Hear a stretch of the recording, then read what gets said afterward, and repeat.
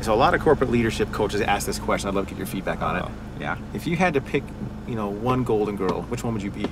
Rue McClanahan, she was the sassy one. That'd be you. That'd be me. It's lunchtime, and this is Brad Anderson's Lunch Break. Two of my favorite things about Microsoft are the smart people that constantly visit campus and the great fleet of shuttles. Whenever I can, I try to take advantage of both of these things and grab lunch with some of the tech industry's best and brightest.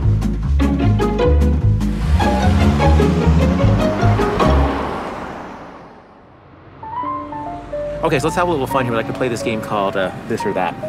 Okay, fantastic. Okay. I said fantastic. This could this go is off fun. the rails. And so I'm going to give you like 2 topics, and then I'll give you some kind of a word or description. You're going to tell me, is it 1, 2, or both? Okay. Okay, so your 2 terms are transatlantic flights Okay. or World of Warcraft.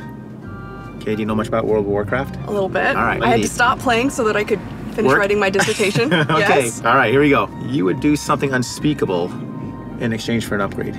Transatlantic flight. Okay, my boys would say both. You have too much personal baggage to be able to sit comfortably. World of Warcraft. Walking the Florida Tech Conference Yes. or joining a fight club. People get more aggressive the longer they're there. I'd guess Fight Club. Yeah? But yeah. I don't know. That could be both. I've seen could be people both. at the tech It could conference be before. both. Yeah, it there you could be go. both. Okay. You go back home and brag about how many sessions you were in. That could be both. Yeah, so a big part of the work that you do is really deepening and broadening the partnerships that Microsoft has. Right. And so, there will be a lot of CIOs and senior leaders who will be watching, what we're talking about here. How does the work that you do impact their lives and make them better and their organizations better?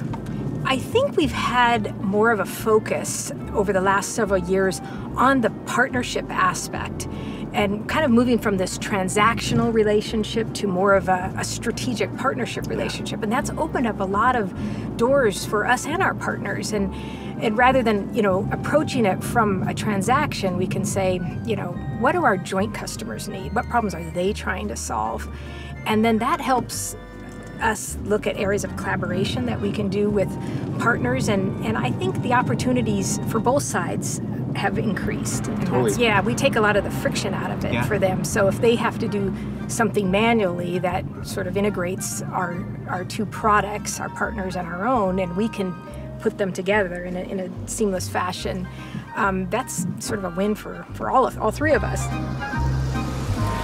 So over the years, you've interviewed a ton of like the tech-heavy stars. Yeah. Right? Yes. Any one of them just like leave you totally like, wow, that was amazing.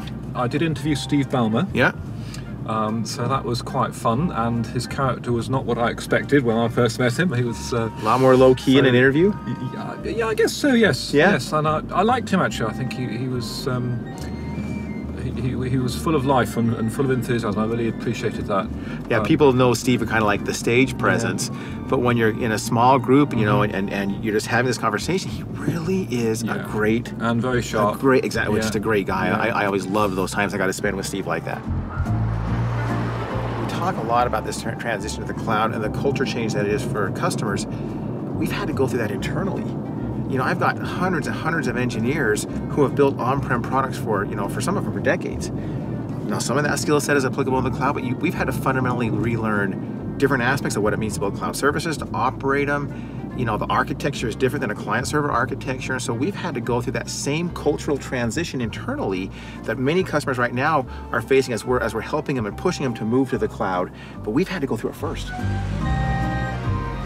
I have started, and I think people would be surprised about this from the SharePoint guy. I start when I'm sitting down with the CIO or I'm on my phone. Let me show you Outlook. Here's, I see all my email, my calendar, but wait, it gets better. Here's OneDrive, bring up all my docs. Yep, same thing. That's pretty good. Here's how I'd share things. And let's keep going. Let me show you the new SharePoint app where I can show you my intranet, and I can show you the collab sites and the publishing sites and search on people and documents, and that blows people's mind. They say, wow, if I could deliver all that just to our users, they'd be great. And they say, on top of that, it is secure. This stuff isn't really a technology barrier. This isn't really a technology change. It's a cultural change. Yeah, It's a human massive change. culture change. And you know, if we talk about tools, if we talk about technology first, without actually addressing the fact that this is about people, because we hear, you know, every company has their Uber moment coming. It's actually about how do you think about your business in terms of what your customers want and will want into the future, and what your people can fundamentally deliver. So it's really about that human element and just spending time kind of thinking about the future and your future.